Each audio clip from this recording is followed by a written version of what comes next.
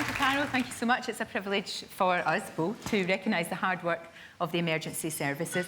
4 finalists for this year's award were selected from across the services. All our nominees demonstrated courage beyond the call of duty.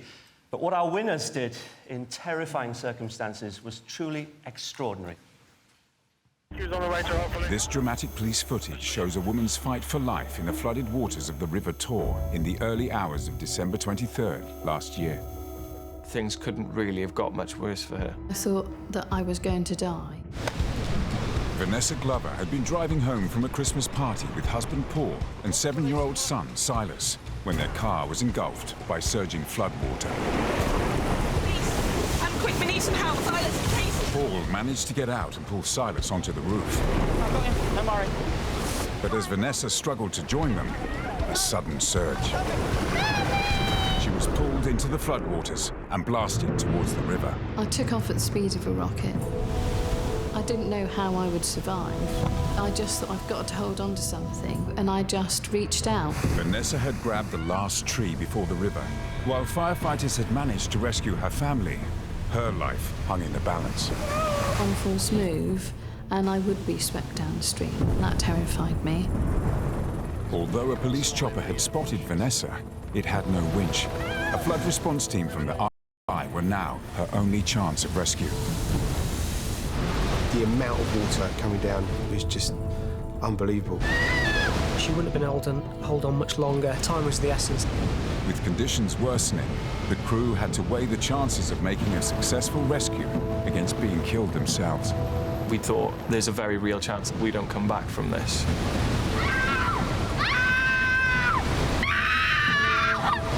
The screaming will certainly live with me for forever.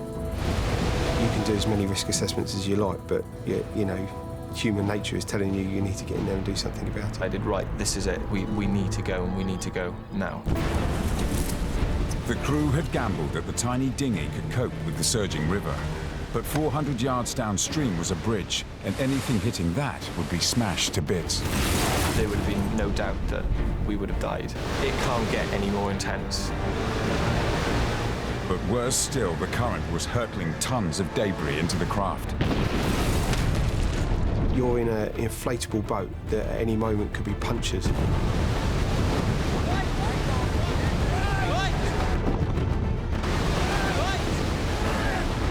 Their engine was also taking a battering. That would have ripped the gearbox off the bottom of it. We got no power. That would have been catastrophic. Battling the current, the crew inched towards where they thought Vanessa might be. We just didn't know her exact location. And to make matters worse, Vanessa had fallen silent. You don't know what's happened to her. She could be face down in water dying. Her time was running out. Panic set in. I knew that rescuers may not be able to get to me. But they did get to her. I remember screaming, just grab her. These two hands took hold of me with such determination. So it was a case of just getting her into the boat as safely as possible. To keep the craft stable, Vanessa lay face down as they retraced their course back to the far bank and safety. They were so courageous and determined. We were all very relieved, ecstatic really, to give her back to her family for Christmas again was then fantastic. I'd like to say to them, thank you for saving my mum's life on Christmas. Ladies and gentlemen, welcome Paul Eastman, Martin Baker-Rowe and Chris Missing from the RNLI Flood Rescue Team.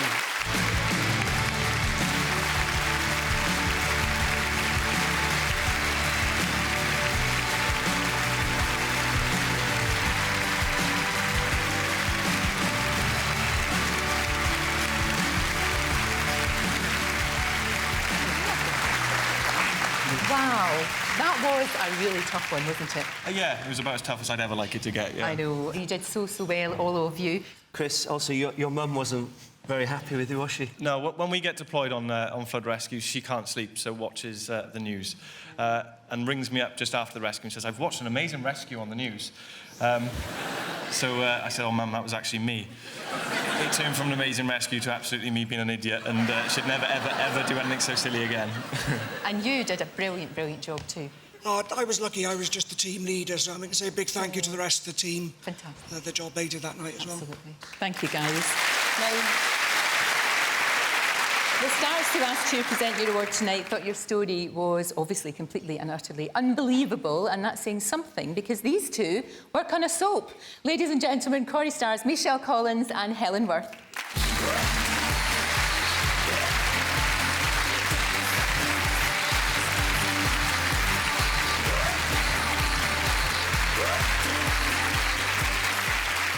We saw the footage, and obviously there was a really treacherous waters out there that night. And you had literally seconds probably to make that decision. And you hadn't met before, had you?